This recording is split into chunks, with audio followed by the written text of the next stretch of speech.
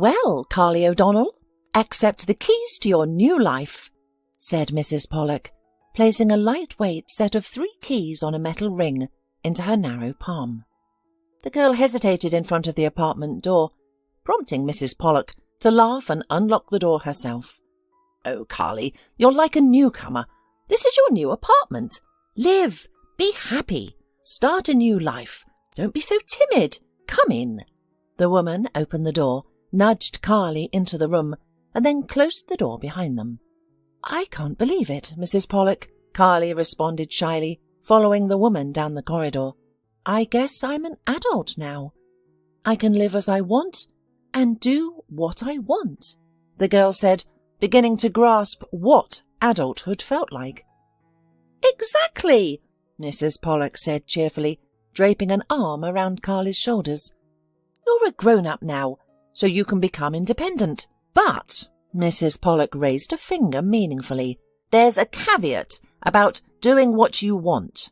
My girl," she said in a more serious tone, "being an adult and being in charge of your life doesn't mean you can thoughtlessly do whatever you want. Adulthood means making responsible decisions and always taking responsibility for your life. Understand this. There may be people who will try to sway you with false values and manipulate your thoughts. To distinguish the false from the true, always remember what I've taught you over the years. Do you understand what I'm saying now?" Carly nodded. Mrs. Pollak had indeed been like a mother figure for her and many other children in the orphanage for years. Carly never knew her father, and her memories of her mother were vague and unclear after so many years. Her mother, Lily, was deprived of her parental rights when Carly was just 5 years old. The woman used to disappear for days, leaving young Carly alone without food. If the girl was lucky, she arranged for Mrs. Ross, the neighbour, to look after little Carly during her absences. Attempts to persuade or scold Lily were futile. Hearing her address reproaches, the woman always became furious and began to lash out with profanity at Mrs. Ross, Carly, and the world that tried to force her to deny her desires. And her winning argument, which always worked, was to relentlessly berate her daughter and wish for her to cease being a hindrance to her endless fun. "Curse me for giving birth to this wretched thing," she used to shriek. "I wish she would disappear. Who needs her? She's nothing but a burden who's ruining my life." "What are you saying, you wicked woman?" the neighbour would cry out in horror. "To wish death upon an innocent soul! Come to your senses!" At this point, Carly's mother would always calm down, realising her manipulation had succeeded, and that she could now freely go on another spree. "What are you, Mrs. Ross? I'm just joking. I mean it metaphorically. You're so kind and helpful. You're always there to assist. I'm not going far, just out for a walk. Sometimes a woman needs a change of scenery. It's not always about home, work and worries." The cunning woman knew exactly what she was doing. A kind neighbour wouldn't abandon a little girl, so there was no rush to return home. They would manage without her. "I am kind, that's certain," Mrs. Ross responded. "But as for you, Lily, all you seem to do is seek a change of scenery. Your daughter is constantly alone. There's no food in the house. The refrigerator is off.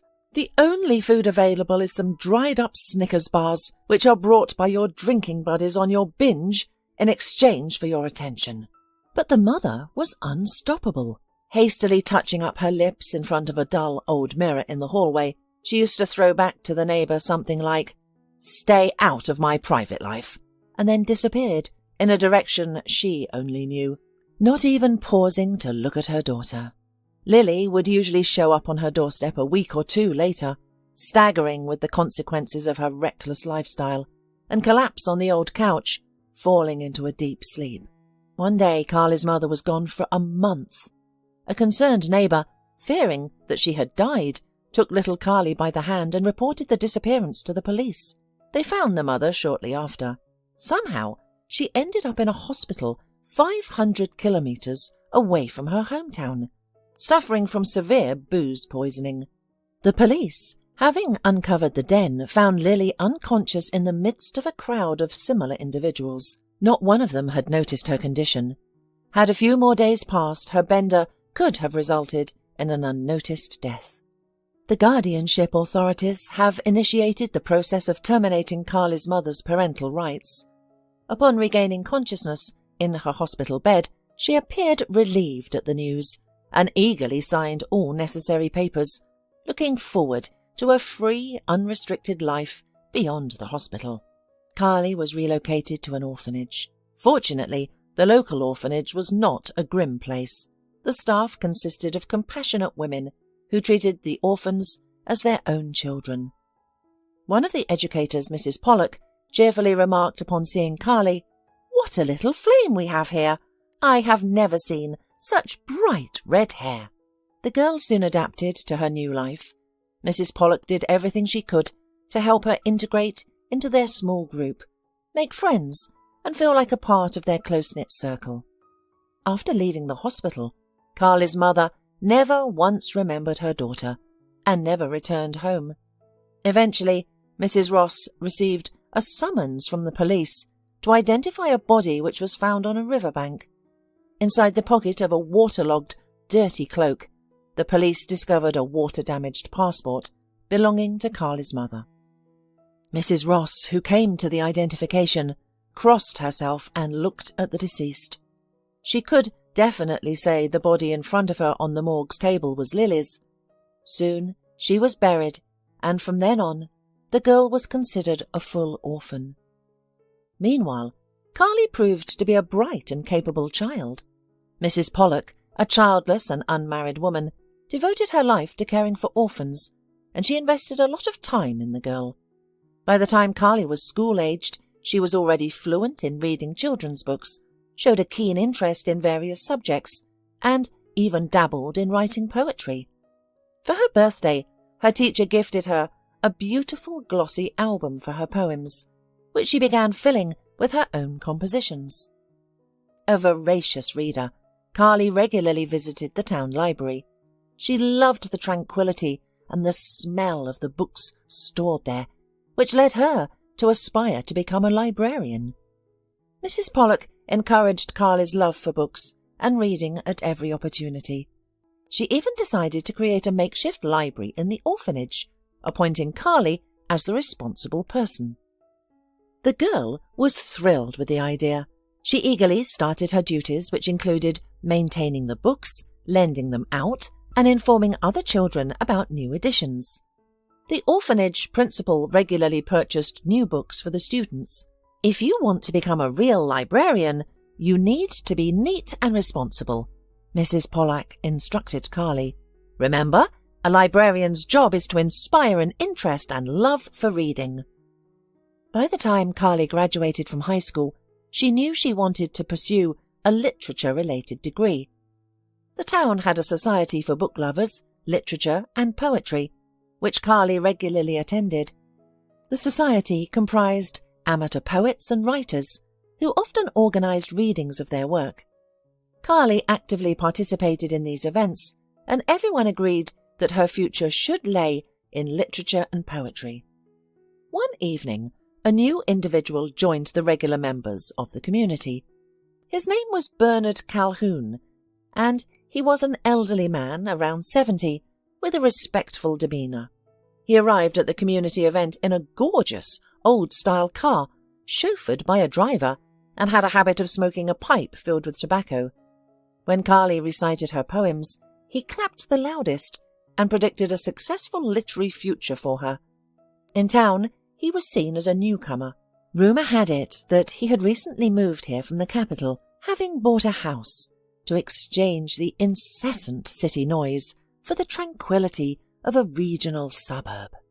One evening, Mr. Calhoun invited the attendees to his mansion after the event to celebrate his birthday.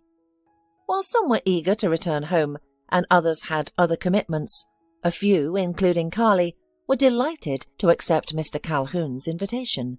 In the living room of his rather spacious house, there was already a table set with champagne. Carly, who was 17 at that moment, had never tasted alcohol, but when a thin glass filled with gold and sparkling drink was placed in front of her, she found it inconvenient to refuse. The evening passed in a warm and sincere atmosphere.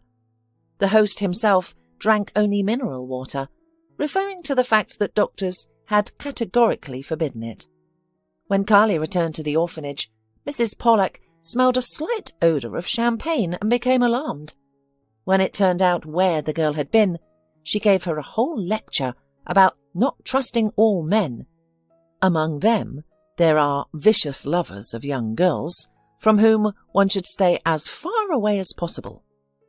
However, soon Mr. Calhoun himself paid a visit to the orphanage and asked permission from those responsible for the girl to let Carly help him sort out the extensive library in his house. "I heard that Carly aspires to have a career in librarianship," he told the director and the tutor, settling into a chair in the director's office.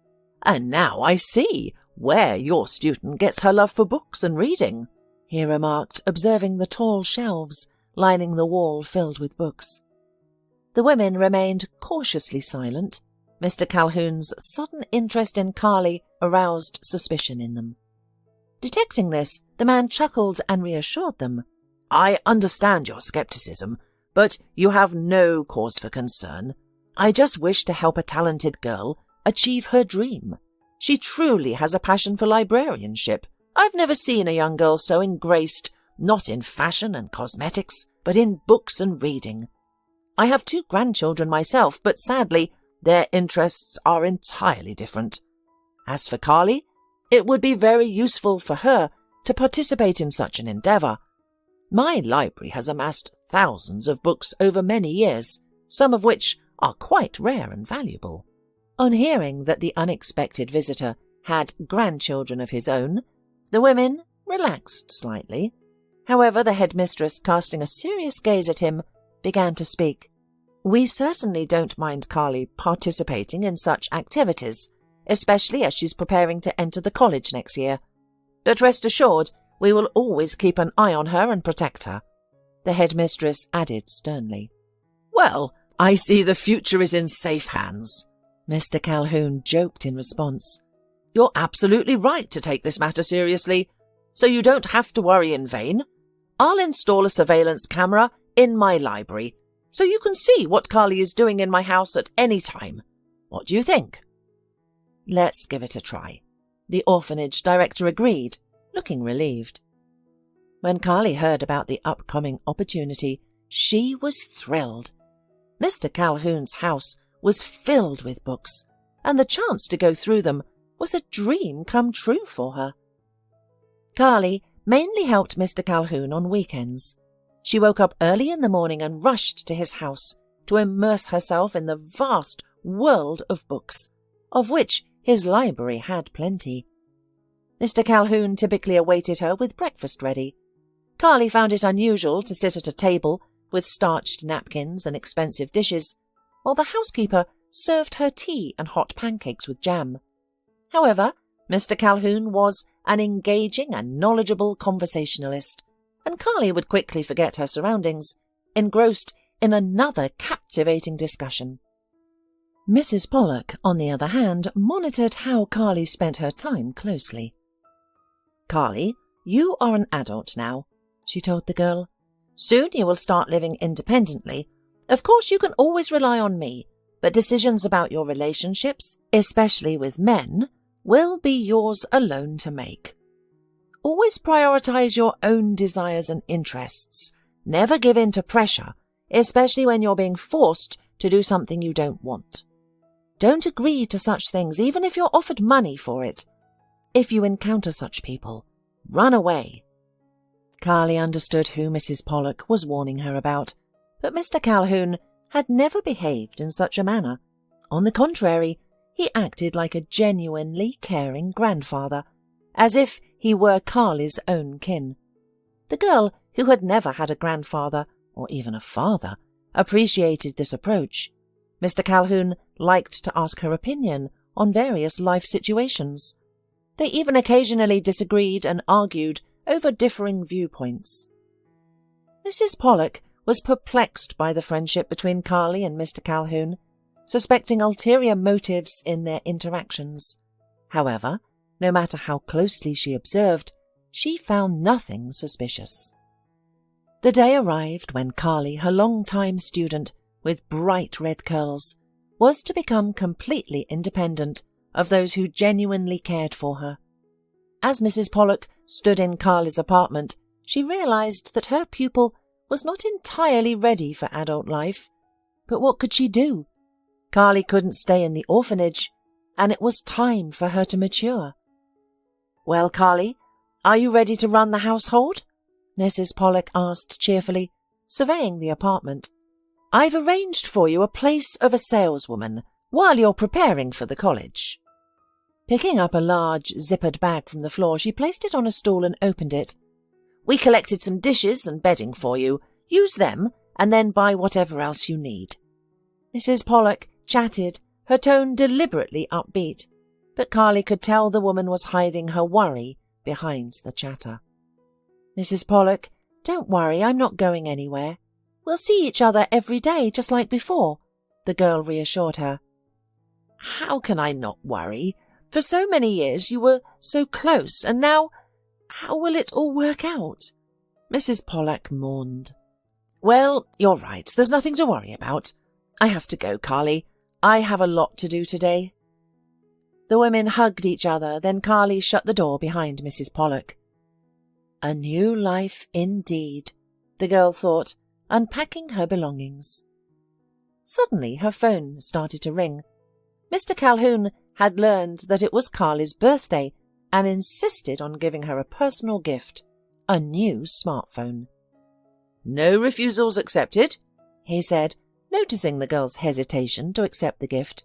"After all, I need to stay in touch with my assistant. What's so odd about that?" Carly answered the call, and it was Mr. Calhoun, requesting her to come over that day.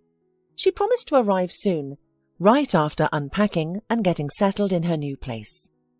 About 3 hours later, Carly was stepping into the hallway of Mr. Calhoun's mansion. The master was sitting by the fireplace in the drawing-room, engrossed in a book and puffing on a pipe of tobacco. "Well, how have you settled in?" he asked as Carly walked in. "Come in, sit down, and tell me, as well, where you decided to work before entering the college." Carly sighed and told the store where Mrs. Pollak had arranged a position for her. "Actually, I don't want to work there, but where else can I go?" she said. "You don't have to work at the store if you don't want to," Mr. Calhoun replied. "In fact, I have something to offer you. How would you feel about working for me? You do the same thing you're doing now, sorting my library, helping me catalogue, and occasionally keeping me company. We're friends, aren't we?" Carly smiled happily. She liked the sound of his offer. However, remembering Mrs. Pollak's cautionary words, she asked, "That would be great. Thank you for your care and consideration. But, Mr. Calhoun, why are you showing me such kindness? After all, you have your own grandchildren, and you probably have children too. You never talk about them." "Carly, girl," Mr. Calhoun began thoughtfully, seeming to decide something. "I've wanted to talk to you for a while, and now I believe the time has come. Look," he said, taking out a photograph and handing it to her. It was a picture of a young man with fiery red curly hair. Carly, puzzled, looked at the picture, clearly perplexed as to why Mr. Calhoun was showing it to her. "Is this likely a relative of yours? Perhaps a son or grandson?" "Well, not a grandson," Mr. Calhoun laughed in response. "But you're right, he is my own son," he said, his tone suddenly serious. "A son who unfortunately made many mistakes in his life and has now left this world. Alas." "What happened to him?" the girl asked sympathetically. "The story is not a happy one," Mr. Calhoun replied. "Perhaps I, as a father, didn't pay enough attention to my son.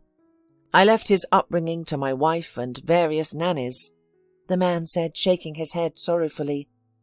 "I'm wealthy, very wealthy. I inherited a large, successful business from my father, which I have expanded throughout my life. However, I overlooked that there was no one to pass it on to. When I was younger, I foolishly believed that earning money and increasing wealth were the most important things. I missed out on a lot, not understanding the significance of a father's role in raising his child. My only son grew into a complete egotist, having been accustomed since childhood to the world revolving around him. His mother pampered him with luxury and attention, never demanding anything in return. As a result, he grew up believing that everyone owed him something, and he owed nothing to anyone. I should have noticed and made an impact, but I was always busy with business. And there's nothing I can do about it now. The path my son chose led him to ruin. The old man sighed and fell silent. Carly listened patiently, sympathizing with him, but she didn't understand the purpose of the conversation. After a brief silence, Mr. Calhoun continued. From a young age, my only son, Richie, led a destructive and aimless life, with access to unlimited funds. He was introduced to alcohol, debauchery, and illegal substances early on. By 18, he was already an alcoholic, succumbing to every temptation and frequently losing control. When I finally realized the extent of his problems, it was too late. His mother, my wife, had been covering up his wrongdoings. I only learned about his lifestyle much later, and from strangers. Disagreements over our son led to frequent fights between my wife and me, ending in our divorce. She moved out afterward, demanding a separate residence for herself and her son, as well as substantial monthly support. This move effectively ended any influence I have over our Richie. After a while, I was informed by my ex-wife that Richie was getting married. Unfortunately, his chosen partner was nothing more than a gold digger. Richie's lifestyle remained unchanged after the wedding. I attempted to explain to him that he needed to alter his ways now that he was a husband and a family man. Much to my disappointment, my advice was met with laughter from him. "None of your business," Richie said to me disdainfully. This conversation took place in the morning, following a night of heavy drinking. Just a few hours earlier, my son had been barely able to stand, his breath reeking of alcohol. Getting married wasn't my idea, it was Megan's. She wanted to get married, and I agreed just for kicks.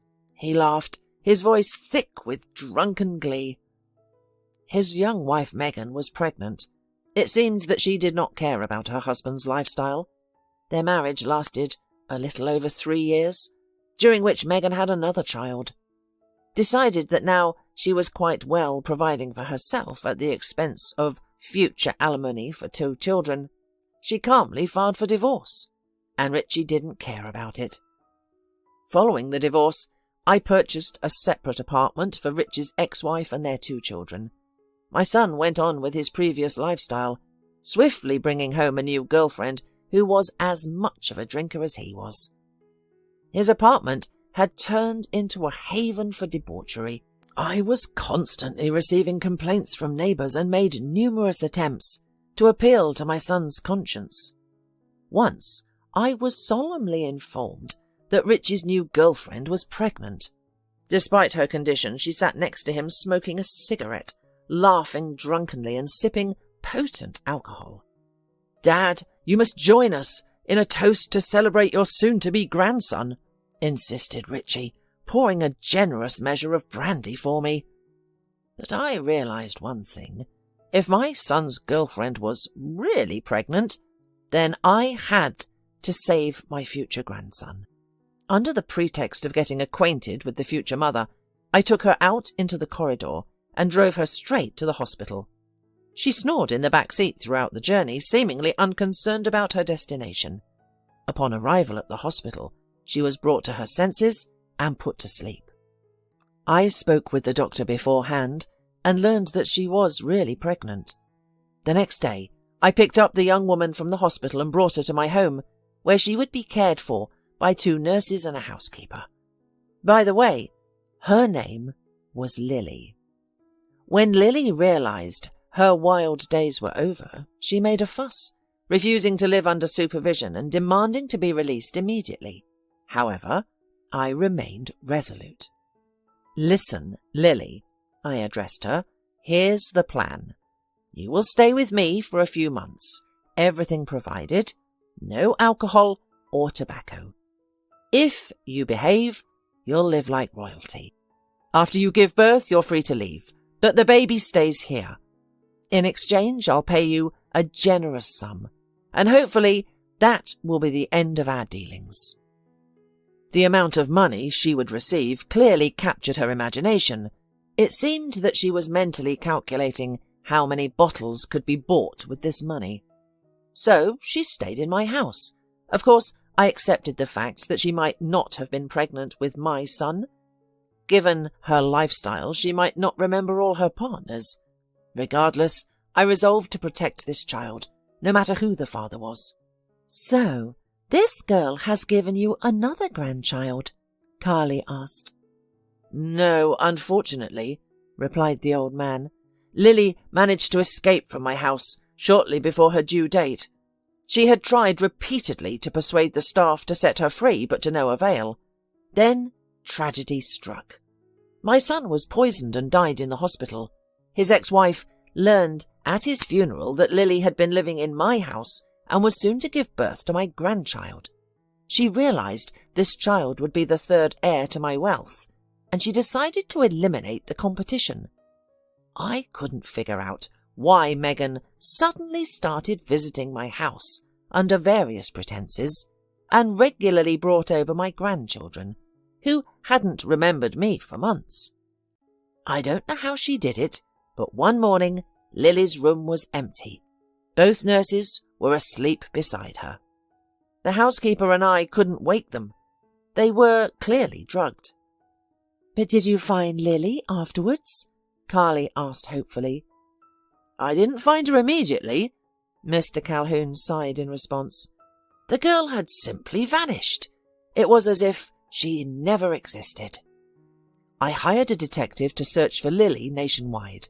After all, it was uncertain whether Lily, considering her lifestyle, could survive on her own and give birth to a child. It wasn't until several years later that I found a lead in a small town. But by then it was too late. Lily was no longer alive. "And the child? Was he or she found?" Carly asked Mr. Calhoun impatiently, who had become quiet and seemed lost in thought. "We succeeded in our search, but also not immediately. Lily gave birth to a daughter." Mr. Calhoun smiled in reply. "In the town where Lily was buried, she was a stranger, leading a nomadic life. No one had ever seen a child with her, and no one could confirm whether she had a child or not. I had already assumed that Lily had never given birth or had given birth to a stillborn child, which wouldn't be surprising given her lifestyle. But it turned out that there had indeed been a baby." Mr. Calhoun's voice quivered with excitement. "Lily had given birth while living in another town. There, she was deprived of parental rights, and the child, a little daughter, was placed in an orphanage. I couldn't believe that the search had been successful, so I decided to see for myself. When I saw the girl, all my doubts about the paternity of my son disappeared instantly. The girl was an exact copy of Richie." Mr. Calhoun fell silent, overcome with emotion. Carly waited patiently. Finally, the elderly man, having composed himself, continued. "I didn't reveal myself immediately. Instead, I observed the girl for over a year. The more I watched her, the more convinced I became. Thankfully, my granddaughter did not take after her father, but rather, it seemed, me. She was a talented, clever, good girl. She was so different from my other two grandchildren, raised by their mother, the gold-digger Megan, and my ex-wife. They valued nothing but money. They were petty, wicked, and incompetent. I always knew that if something happened to me, I wouldn't trust my business with them. But now, I am at peace." Mr. Calhoun said with a contented smile, Now I know who my successor can be, and I am so proud of her. Do you want to know who this girl is?" Mr. Calhoun asked slyly. Intrigued by his story, the girl eagerly nodded in response. With a solemn pause, the old man looked at her again and said, "It is you, Carly." "How can it be me?" Carly, taken aback, continued to gaze at the elderly man in surprise. "I don't understand anything," she muttered. "Carly, it's true," laughed Mr. Calhoun. "You are my granddaughter. I realized it the minute I first saw you. Who else could have such fiery red hair? You're one of us." "I am the granddaughter you told me about, right?" exclaimed the girl in surprise. "And you are my grandfather?" The elderly man silently and excitedly nodded in response to Carly's realization. "And you're right, my mum's name is Lily. I don't know my dad and grew up in an orphanage when my mum was deprived of parental rights. So it turns out that's right." The girl could hardly contain her joy. "Mr. Calhoun, are you really my grandpa?" Carly, casting aside any remaining doubts, lovingly embraced her grandfather. Mr. Calhoun also radiated happiness. "But why did you only tell me about this now?" she asked.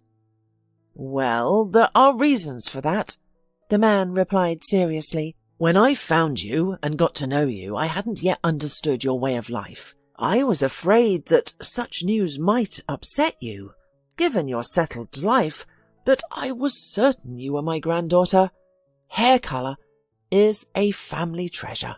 My other 2 grandchildren have inherited that hair colour too, and your dad, my son, was also a fiery redhead. However, we need to have a serious talk, my granddaughter." Mr. Calhoun suddenly shifted his tone. "Unfortunately, I am very ill. Doctors predict only 2 or 3 more years for me, and that's if I lead a quiet, measured life free from worry and anxiety. There's no need to cry," he said, noting that the girl was quite upset by the news. "You are the heiress of our family, and we have always been strong, self-confident people. Our son Richie might not be cut from the same cloth, but you are definitely one of us," Mr. Calhoun declared proudly. "And I didn't start this discussion without reason. As I've mentioned, I want to ensure that I'm passing our family business into reliable hands. Now I see that those hands should be yours." "Wait, don't argue, please," he continued, seeing that his granddaughter was about to say something. "I realize you still have much to learn, and even if something happens to me, you should know that we have a few reliable and time-tested people in our business who will be your support at first.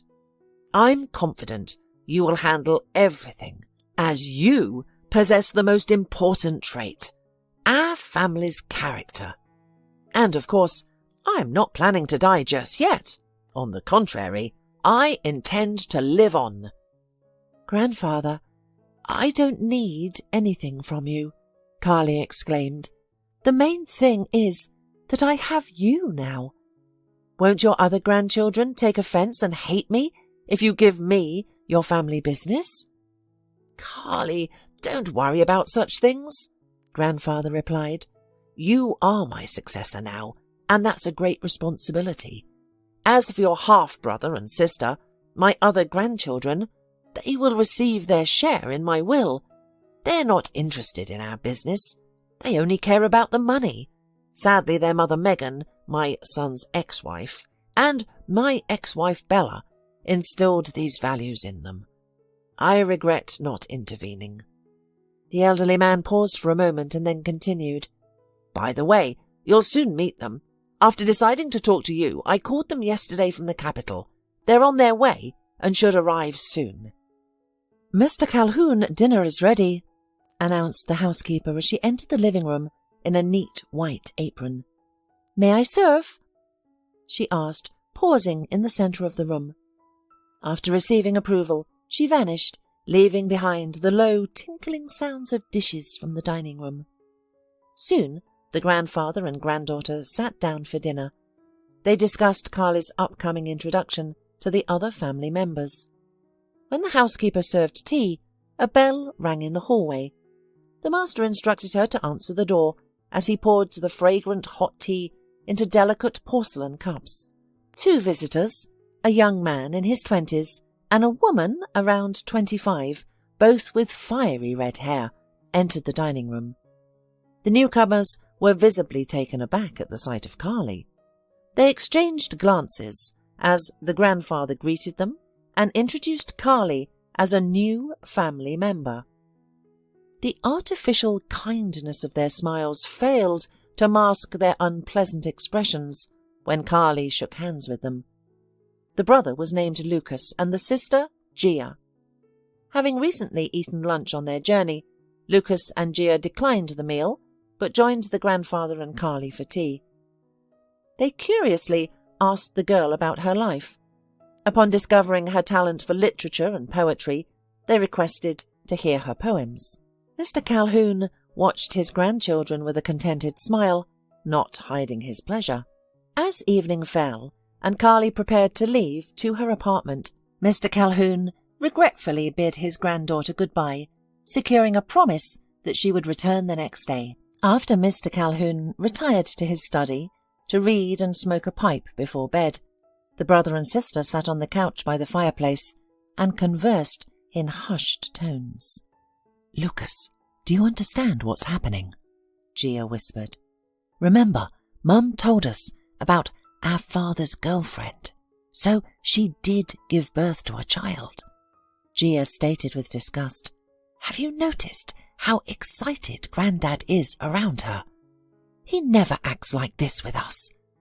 We might have to share our inheritance with her. I bet she'll try to take some of our money," she continued spitefully. Upon hearing the word money, Lucas jumped up. "Do you think he'll give everything to her?" he asked Gia doubtfully. "Who knows?" Gia replied. "But one thing is clear. We need to get rid of this orphan, no matter what it takes." The next day, everyone gathered once more in Mr. Calhoun's living room. After dinner, the grandfather thanked the housekeeper, who had started to clear the table. Turning to his 3 grandchildren, he said, "Good. You've all met. I'm delighted. From now on, Carly is as much a part of our family as you, Gia, and Lucas. To better acquaint yourselves, you should spend more time together. Go out, have fun, and Carly, I'll expect you tomorrow. We still need to sort out the library," said Mr. Calhoun, wrapping an arm around his granddaughter's shoulders. "Go enjoy yourselves. I have some business to attend to," he added before heading to his office. When he left, Gia turned to Carly, her tone deliberately cheerful. "So, any ideas? You know your town better than we do. Where should we go first?"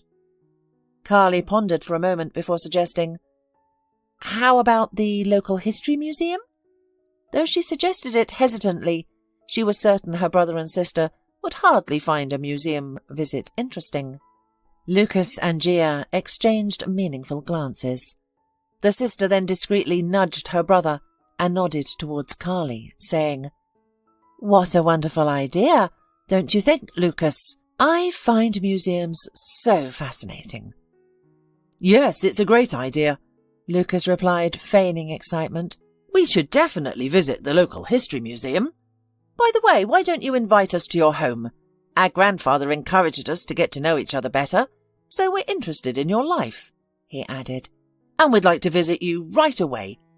Could you serve us tea, like a proper hostess?"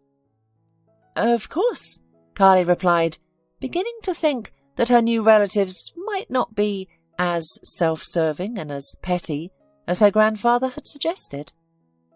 They all got into Lucas's car and headed to Carly's place. Along the way, Carly, realizing she had nothing to offer them at her home, suggested they stop at a store. The siblings agreed enthusiastically. When Gia and Lucas loaded the food into the cart and approached the cash register, Carly expressed concern that she might not have enough money to cover the cost, and most of all, she was troubled by the expensive bottle of whiskey that Lucas had chosen, explaining that they needed to celebrate their reunion. "Relax, Carly," he assured her. "We'll cover the cost. Your role is to keep us company and set the table like a true hostess." Soon the siblings were at Carly's apartment, and Gia looked around with barely concealed contempt. "Very nice and cosy." "Really, Lucas?" she said, casting a glance at Carly, who was busy setting out the snacks they had bought at the store. Once everything was prepared, Lucas opened the bottle of whiskey. "We should toast to our reunion," he said, pouring the drinks. "I don't drink," Carly protested, watching as Lucas poured a generous amount of alcohol into her glass. "I've only tried champagne once in my life, and I didn't like it," she added doubtfully. "Carly, are you kidding? You don't drink at all?" "Never," Lucas said with conviction. "Well, that's right, of course, but you have us now, your family, and such a behaviour is disrespectful, especially since we're your guests." Lucas made a hurt face. "Carly, Lucas is right. You should show us respect. Maybe you don't know this, but there are certain rules for hosts' behaviour towards their guests. It's an excellent drink, and it's easy to drink. Have at least a few sips with us, out of respect." Lucas had already proposed the first toast to the meeting. Carly took a small sip and realised that the drink was indeed easy to swallow and had a mild taste. "Well, you see, and you didn't want to drink with us," exclaimed her half-brother, immediately refilling the glasses with a new serving of alcohol. "And now, let's drink to the addition to our family. To you, Carly." He solemnly proposed a new toast, not giving the girl a second to think. Through a haze, the girl realised that the drink was much stronger than she first thought. Her head hummed, the room swayed like a boat trip on the water. Mrs. Pollak, the educator, arranged small river trips on an excursion boat for her students from time to time. For a moment, Carly felt like she was standing on the deck during one of these excursions. She took the glass filled by her brother with another serving of the intoxicating drink. "Drink!" she heard, the words echoing in her head like they were bouncing off the walls of a deep stone well. Carly, teetering on the brink of unconsciousness, felt an unwelcome liquid being poured down her throat. Unable to swallow, she coughed. "Quiet!" Gia hissed at her brother. "She could choke. God forbid. You'll answer to Grandpa for her. Remember, she left with us." "Calm down. Everything's under control," Lucas reassured in a muffled tone, keeping a close eye on Carly. "She seems ready." "Let's call Grandpa, Carly," he announced, and pulling out her phone, dialed Grandpa's number with a sly grin. "Now, sister, tell Grandpa how much you love him. Go on." He thrust the phone in front of Carly's face. The girl struggled to open her eyes and looked at the screen. Upon seeing her grandfather, she giggled and managed to slur. "Grandpa? Hi, it's me." "Carly, what's wrong? Are you sick?" Her grandfather's voice filled with alarm. "No, I'm very well. We've just had a bit to drink." Carly slurred, swayed, and collapsed on the floor, falling asleep instantly. Mr. Calhoun ended the call. The brother and sister looked at each other, laughed, and high-fived. Their plan had worked. Now their grandfather would think twice about making any decision, having seen what his beloved new granddaughter was capable of. Meanwhile, Mr. Calhoun was truly upset and thought about what he had seen. Had he misjudged Carly, attributing to her qualities that his granddaughter did not possess? Was she going to follow in her parents' footsteps? "I must go to her at once," he finally decided, pressing the bell to summon the houseworker.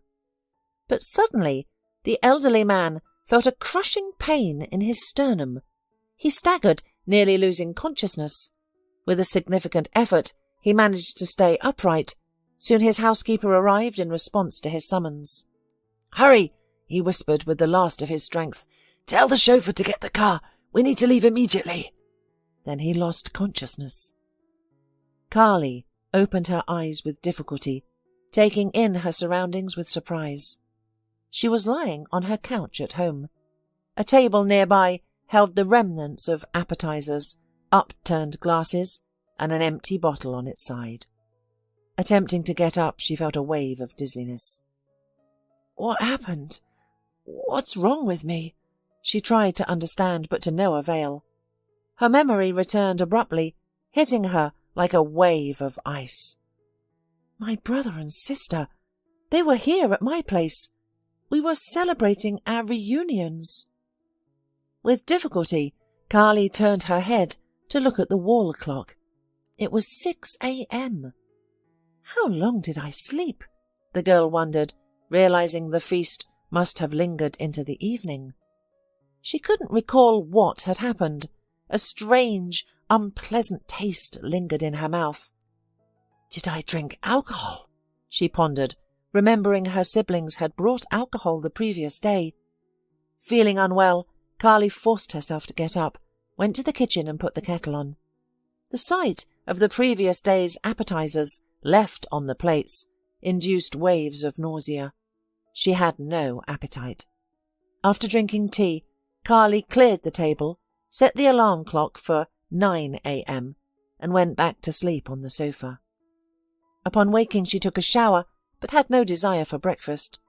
She began preparing for her visit to her grandfather's house. Usually, she would arrive there by 10 a.m. They would have breakfast, drink coffee, and then Carly would sort out her grandfather's library. Today, she knew she would arrive later than usual. Dialing his number, she planned to inform him that she will be late. However, there was no answer on her grandfather's phone. An hour later, she found the house empty too. "Where is the grandfather?" Carly asked the housekeeper, puzzled. "Don't you know?" the woman replied, surprised, as she cleaned the book racks. "Mr. Calhoun is in the hospital in serious condition. He's in intensive care. Miss Calhoun and her brother are with him at the hospital." Upon hearing this, Carly felt a chill. That's why her grandfather hadn't answered her call. She rushed to the hospital immediately. However, due to his serious condition, she was not allowed to visit him. Not knowing what else to do, she sat on a couch in the hallway. "There she is. Have you come to see the result of your inappropriate behaviour?" Suddenly, Carly heard someone's voice beside her. Looking up, Carly saw Gia and Lucas standing in front of her. "Yes, it's your fault that grandfather got sick," Gia exclaimed. "Why is it my fault? What happened?" Carly did not understand. "Look at this." Lucas, feigning indignation, pulled out his phone, turned it on, and shoved it in Carly's face.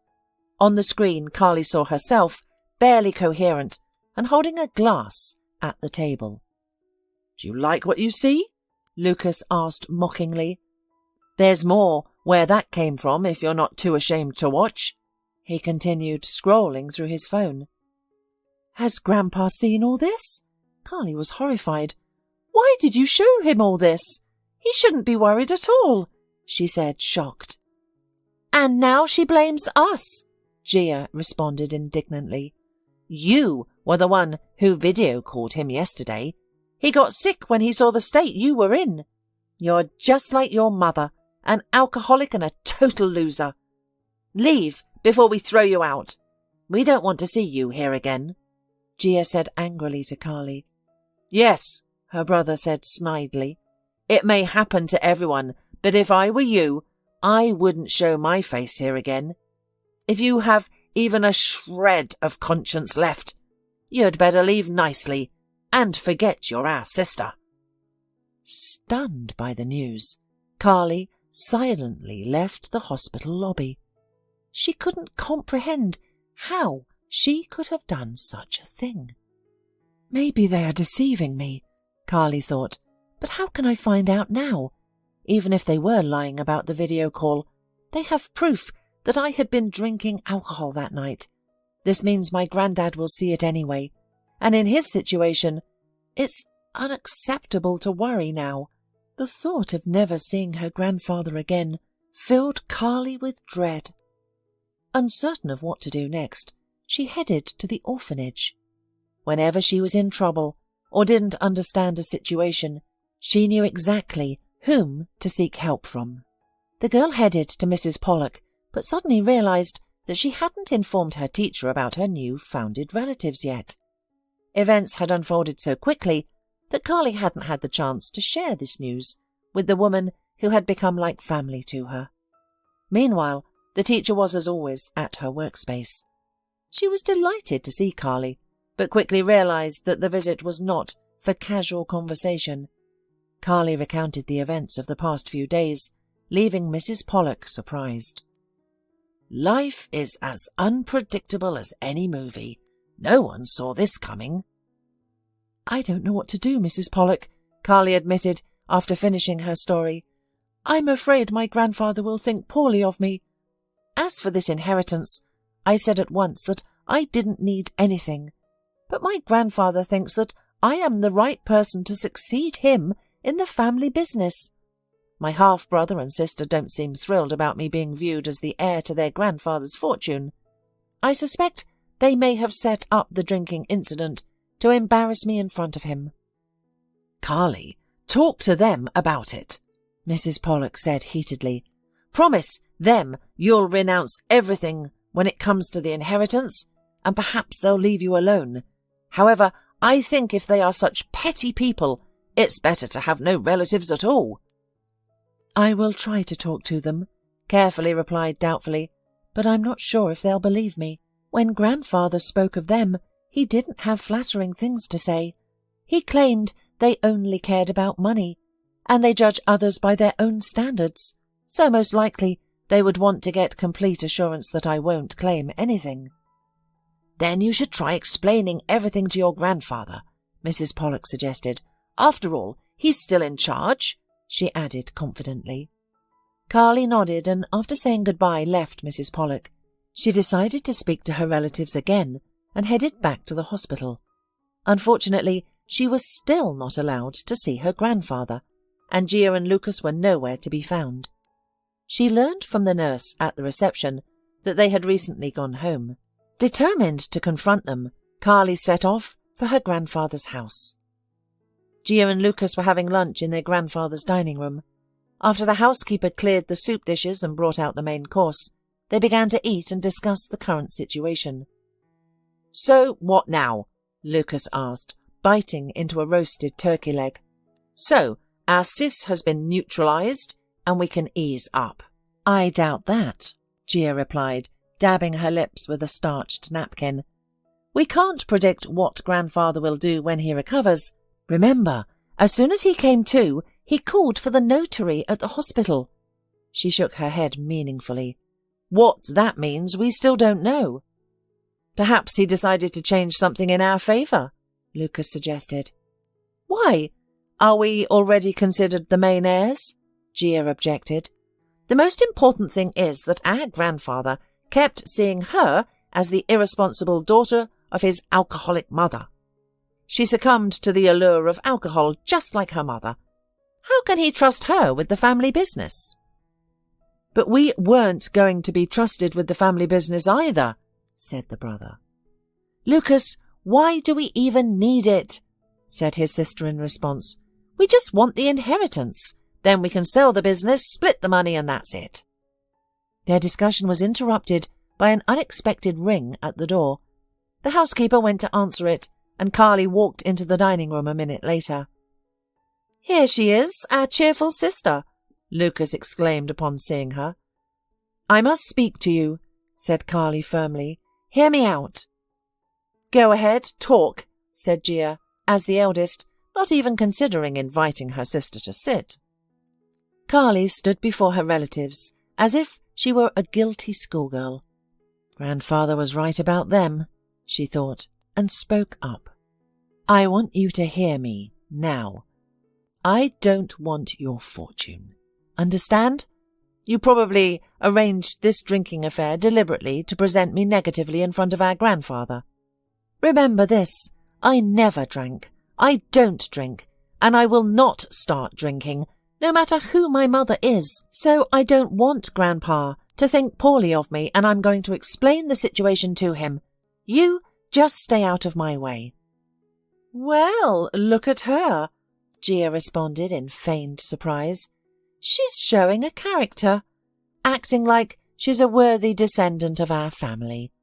"Remember this, you're nobody," Gia said harshly. "You will not talk to my grandfather, understand? What's the guarantee you won't harm him and take his entire fortune? We don't want to be left with nothing." "He was right about you," Carly answered confidently. "You only value money in life. What if I give you my word that I'll renounce everything?" The brother and sister glanced at each other and burst into laughter. "Either you're mentally ill or too cunning," Gia scoffed. "Who in their right mind would voluntarily give up a huge fortune? Enough with your games," she concluded decisively. "You're going to leave here and never return. If you disobey, know that Grandfather will see other videos Lucas filmed during the feast. And as you said, we wouldn't let our grandfather worry," Gia added in a mocking tone. The phone rang in the hallway. The housekeeper answered it, and after a brief conversation hung up. Entering the dining room, she said, "The hospital called. Mr. Calhoun has passed away. His heart stopped and the doctor's efforts failed." "What news?" Lucas exclaimed in surprise. "Unexpected?" "Well, that's it," said Gia decisively, turning to Carly. "You can't speak to him any more, so there's no need for you to stay here. I hope you haven't changed your mind about the inheritance. Are you still refusing it, as you assured us earlier? Yes or no?" "I don't want anything from you," Carly cried out bitterly. "Poor grandfather, how could this happen? I just found out about you, and now I've lost you." She began to sob. "How touching. I'm going to cry too," Lucas remarked cynically. "Okay, if we've settled everything, then goodbye," said Gia, ignoring Carly's tears. "And by the way, don't you dare show up at the funeral. You have no place there. And my advice to you, forget this whole story soon," she added coldly. Overwhelmed with grief, Carly left her grandfather's house. She didn't know how to continue living, blaming herself for her grandfather's death. Her half-brother and sister's actions were cruel, and she was lost. Unable to cope with the grief herself, she called Mrs. Pollak, and sobbing, managed to tell her what had happened. "Oh, my poor girl, how many troubles have you had in such a short life? I'm very sorry to hear of your grandfather's death. Accept my condolences. But, you know, if I were you, I would still go to the funeral," Mrs. Pollak advised confidently. "You're as much as a grandchild as your brother and sister, even if you decided to renounce your inheritance. You have the right to say goodbye to your grandfather. At the hospital, you were kept away from him by your half-sibling's wishes. However, I still don't understand why you chose not to accept the inheritance. It was wrong of you to go along with their demands," the educator added. Carly didn't answer. She just thanked her teacher for her advice and support and hung up the phone. When she got to her apartment, she immediately went to bed and fell into a deep sleep. Carly's grandfather's funeral was in 3 days. After some consideration, Carly agreed with Mrs. Pollak's point of view. No one had the authority to prevent her from bidding farewell to her grandfather. She called her grandfather's residence and asked the housekeeper to share the time and location of the funeral. Despite the young owners having forbidden the staff from allowing Carly into the house or even communicating with her, the housekeeper secretly informed Carly about the funeral arrangements. The woman was not fond of the young masters. They had started behaving disrespectfully and rudely towards her, even before they had fully assumed their roles as heirs. Neither Mr. Calhoun nor Carly had ever allowed themselves such behaviour.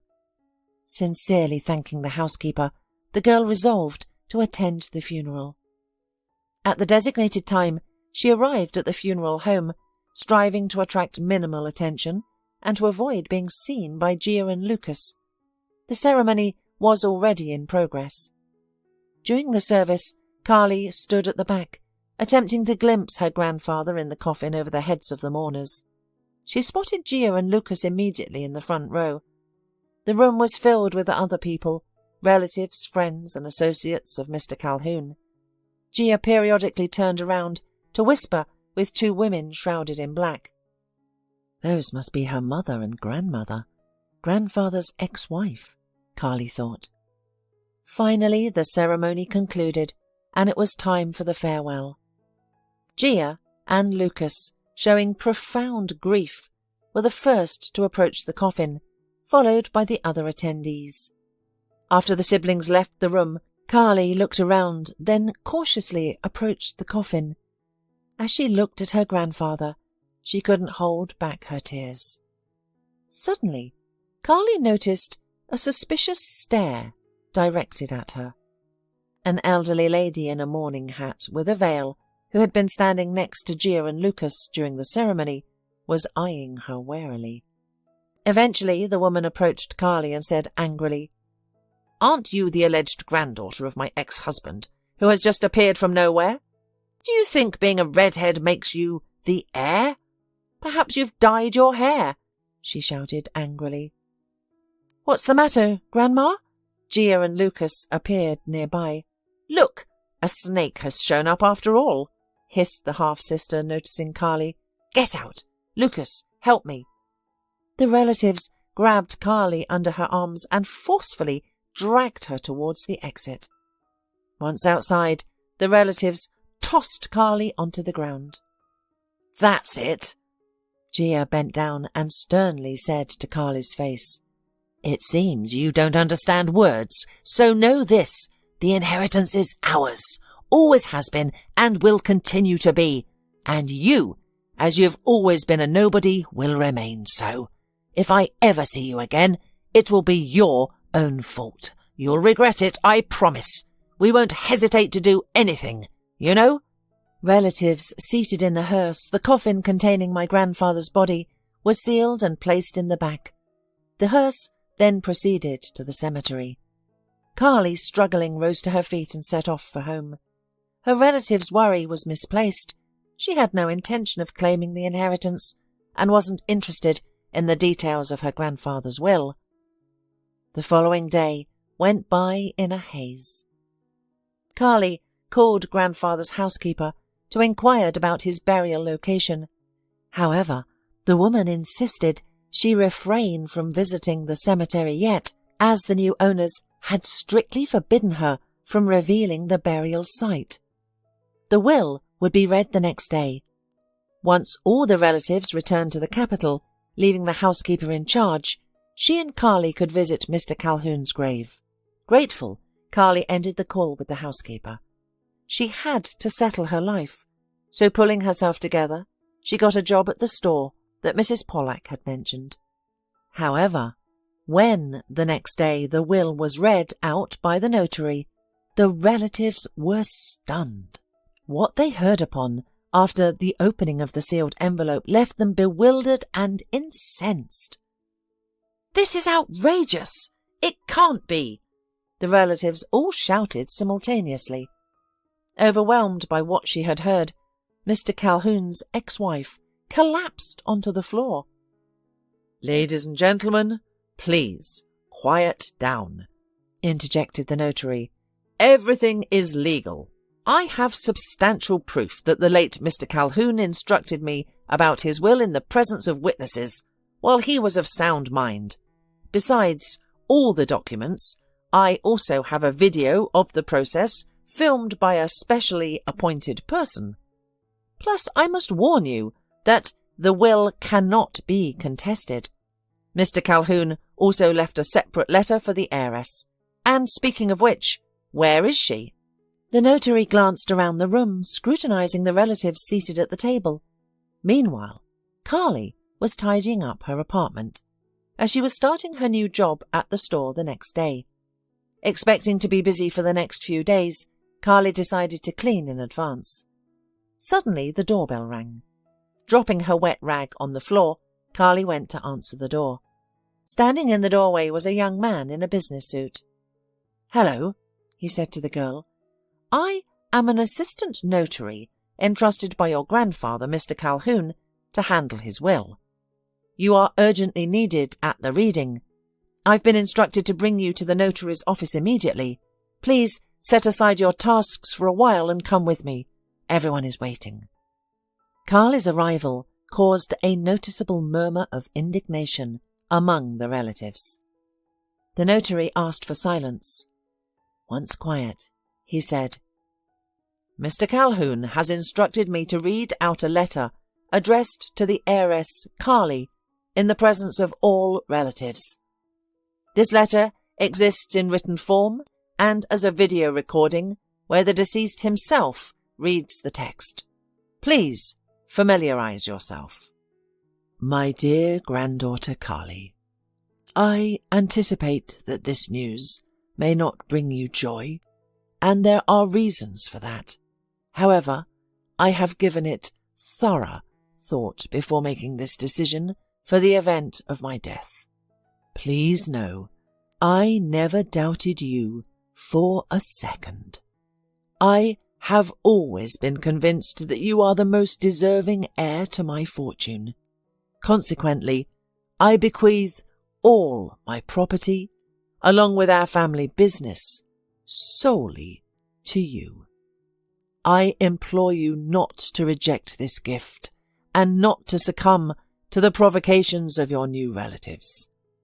You are the only hope for our family business.